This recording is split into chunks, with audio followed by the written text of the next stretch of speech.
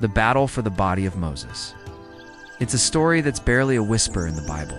It's just a single verse in Jude. But oh, what a verse it is. Picture this, the ruler of darkness, old Lucifer himself, leaving his infernal throne to squabble over a corpse. Sounds crazy, right? But that's exactly what went down on Mount Nebo, where heaven and hell threw down over the earthly remains of God's lawgiver. Now, Moses wasn't just any old prophet. This was the guy who'd stared down Pharaoh, parted the Red Sea, and lugged those stone tablets down from Sinai. He'd spent 120 years on this rock, 40 living large in Pharaoh's digs, 40 roughing it in the Midian outback, and 40 herding cats. I mean, leading the Israelites through the desert. When his time came, Moses wasn't some wrinkled prune barely hanging on. The good book says his eyes were sharp as ever, his strength undiminished. This wasn't some sad, slow fade out. This was God tapping him on the shoulder and saying, "Time to come home, son." So there's Moses standing on the edge of the promised land. God gives him the grand tour as every hill, every valley, every twisting river of Canaan. It's all laid out before him like a living map. But then comes the kicker. Look your fill, Moses, 'cause you ain't setting foot in there. There was no big state funeral, no weeping masses, no fancy tomb with his name on it. Deuteronomy just lays it out plain. God buried him somewhere in Moab, and to this day, nobody knows where. The Almighty himself played Undertaker, and that should have been the end of it. But the grave didn't stay quiet for long. Enter Lucifer, stage left.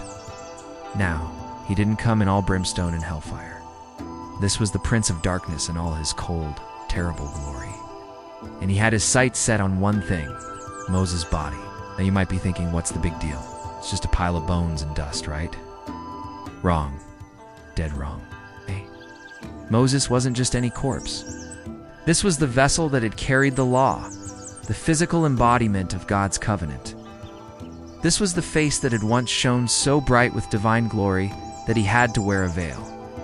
Even Moses' dead flesh was steeped in holy history. But there was more to it than that. Prophecies still had Moses' number. Centuries down the line, he'd have a cameo appearance alongside Jesus on the Mount of Transfiguration. Lucifer knew the score. If he could snag that body, he could throw a wrench in the whole divine plan, use his body against God, spark some idolatry, mock God's covenant, twist the story that was still unfolding. Lucifer said, "I claim the body of Moses." That's when Michael showed up. Heaven's own warrior prince, God's top general. But this wasn't going to be some cosmic slugfest. No swords were drawn, no thunderbolts hurled. Michael didn't even bother with a long-winded rebuke. He just dropped 5 words. "The Lord rebuke you, Satan." And that was it. Game over. The devil had no comeback, no ace up his sleeve. He slunk back to the pit, tail between his legs. God's claim on Moses' body and soul remained unbroken. Now, this little dust-up on a lonely mountain might seem like ancient history, but it's got plenty to say to us today. First off, it's a reminder that God's got dibs on every part of you, spirit, soul, and that meat suit you're walking around in. The enemy might try to plant his flag where he's got no right, but God's authority trumps his every time. It's also a cosmic neon sign flashing one simple truth. Heaven's got your back, even when you're down for the count. If God sent his top angel to guard the corpse of his servant, just imagine the lengths he'll go to protect those who belong to him, living or dead. This whole episode is like a divine game of keep away, with your soul as the prize. He's staked his claim on you, and he's not about to let go. Think about it. Moses was just a man, a great man, sure, but still just flesh and blood like the rest of us. Yet God thought he was worth fighting for, even after death. That ought to give you some idea of how he sees you. It's a reminder, too, that there's more going on behind the scenes than we can ever know. While Moses' body lay there, silent and still, cosmic forces were duking it out over his remains. Makes you wonder what battles are being fought in the unseen realms on your behalf right now. This story also shines a light on the power of God's word. Michael didn't need some fancy incantation or magic sword. All he needed was to invoke the name of the Lord. It's a potent reminder that when we're facing our own battles, the most powerful weapon we've got is the authority of God himself. Now, let's not forget the sheer audacity of what Satan tried to pull here. This is the same snake who had the brass to tempt Jesus himself in the wilderness. He's got no shame, no sense of boundaries. If he'll go after the body of God's chosen lawgiver, you can bet he's not above taking a shot at you. But here's the thing, Satan's power has limits. One word from God delivered through Michael, and he's sent packing. It's a vivid reminder that no matter how dark things might seem, the light always wins in the end. Let's circle back to Moses for a second. Here's a guy who'd seen God face to face, who'd been God's mouthpiece to an entire nation, yet even he needed divine protection after death. It's a humbling thought.